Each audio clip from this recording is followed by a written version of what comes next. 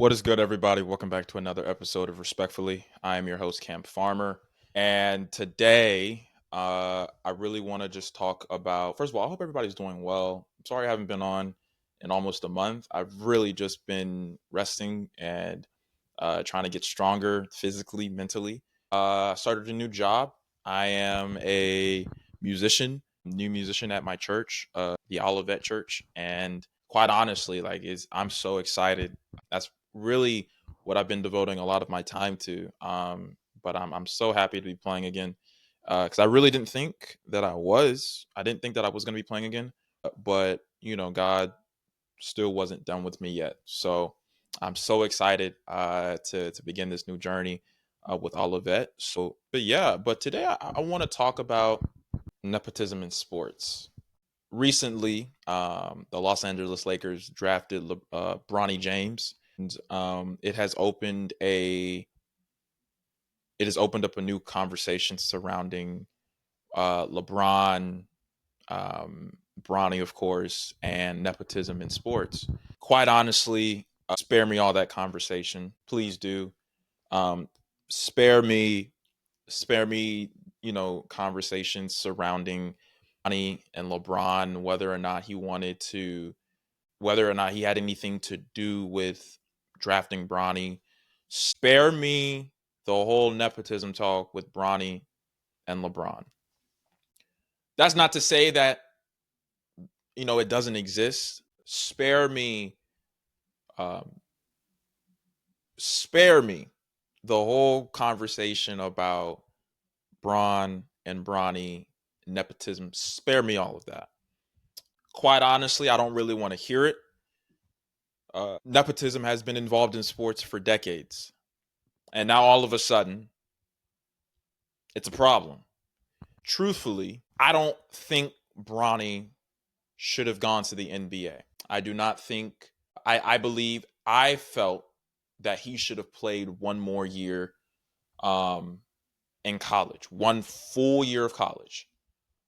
But eventually, I knew he was going to go to the NBA. And I honestly, truthfully, I really am happy that he made it to the NBA. LeBron and Bronny being on the same team at the same time, I think it's good for the game of basketball.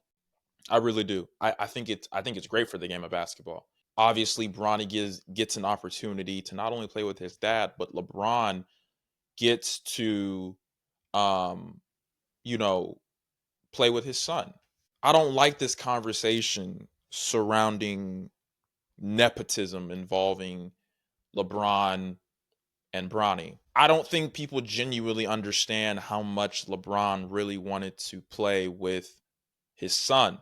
I mean, he even said it on an episode of The Shop when, there was, Rick Ross and Gunna. Like, Bron has been wanting to play with Bronny for years. And now when it actually happens, it's a problem. We're failing to recognize as sports fans that there are so many people that have been involved in nepotism in the sports industry for years. We're in America, where a top 3 economy is sports. It's sports. Okay? Nepotism lives in sports. It not only lives in sports, but it lives in the NBA.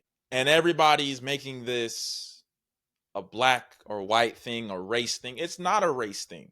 You can make the valid argument that Giannis Antetokounmpo is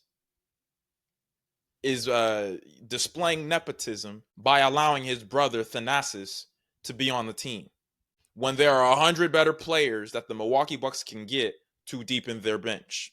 You can make a legitimate case for Doc Rivers, who is an NBA head coach, displaying nepotism for having his son, Austin, who, by the way, a lot of people like to clown Austin in the NBA when he was in the NBA. People don't understand how hard it is to keep a job in the NBA. Like, when people say their job is basketball, yeah, they see all the money that they're making, but it takes a lot to keep that job, to keep that money coming in. And Austin Rivers was no scrub. He was no scrub. When people transition from high school to college to the NBA, you're not going to be the same player. You're not. You're going to have to adjust your game. But a lot of people can sit here and say that Doc Rivers displayed nepotism for how he always had his son, for how he navigated his son, Austin, being on the Clippers. Period. The reason why I love the idea of LeBron on the same team with Bronny is because I like put myself in Bronny's shoes with my own father. Granted, like, and this is a transparency moment, I didn't have a lot growing up. I didn't have a lot growing up. We weren't rich. But I still had a father. I had a father. And my dad always supported me in anything that I did. For those of you that don't know, I am a musician. My father was a worship leader. And every time either my father or my mother would do, would lead worship and praise, I was on the keyboard. I was on the organ. And it's like, like being able to play behind my dad and play behind my mom, like that's really, really cool. And I was raised in church, right? I grew up in church. To this day, I am still in church. And I say all that to say there is nothing like a father seeing their kids excel at things that they really love. And a lot of people think that LeBron forced this onto Bronny, forced basketball onto Bronny. No, he didn't. Bronny fell in love with the game at a young age.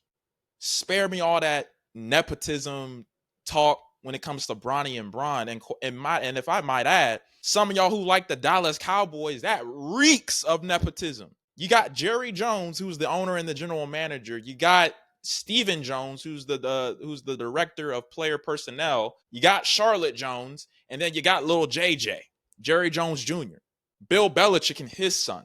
Come on now. Like, what are we talk about? I feel like I know I said this wasn't a black and white thing, but I feel like nepotism only becomes a problem when black people are actually succeeding. And you don't have to like that the Lakers picked up Bronny. You don't have to like the fact that LeBron is playing with Bronny. But you got to respect it. Because LeBron didn't have anything when he was growing up.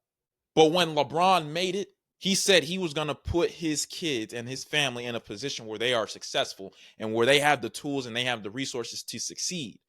The reason why some of y'all hating, because y'all don't have and I mean this in the most respectful way possible. Some of y'all really hating because you really want what Bronny got. And a lot of people think that Bronny was handed everything. Nah, Bronny worked for his. I'm talking like I know Bronny. No, I don't know Bronny. But there is no high school athlete, there was no collegiate athlete that had the pressure of living up to the expectations more than Bronny James. I dare you to find me one person who had expectations as big as Bronny did. As big as Bronny does. Not even the number one high school player in the country has that, had that. When Bronny was in high school, not even the number one high school player had the expectations and the burdens that Bronny had to carry. Because there are cameras following him everywhere because he's the son of LeBron James. Period. Some of y'all hating because y'all want that. Some of y'all hating because you've never had a father, a mother, or grandmother, grandfather, cousin, uncle, aunt, person in your life that has put you on to endeavors that would benefit you, period. And you don't have to be a multimillionaire to realize that. If you don't like it, you don't gotta like it, but you dang gotta respect it. You gotta respect it, bro. There is nothing, I don't care what anybody says. Like, we talking, like, we can talk about stats, we can talk about projections, But the fact that LeBron is playing with his son just lets you, it just opened up a whole new like talk, in my opinion, in the GOAT conversation.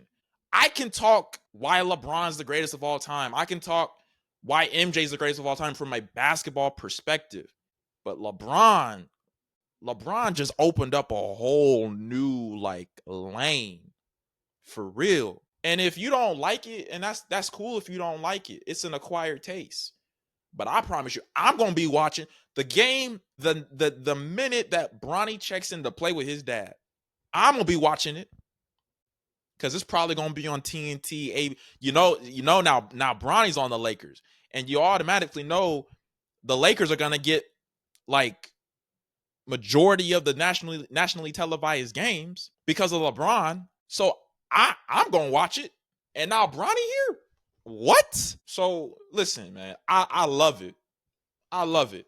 There's nothing, like I said, coming from a close family, family oriented. I'm very family oriented, and there is nothing, whether it's playing football, whether it's sports wise, whether it's debating, whether you're just laughing. There's nothing like a parent and their child doing something that they love to do.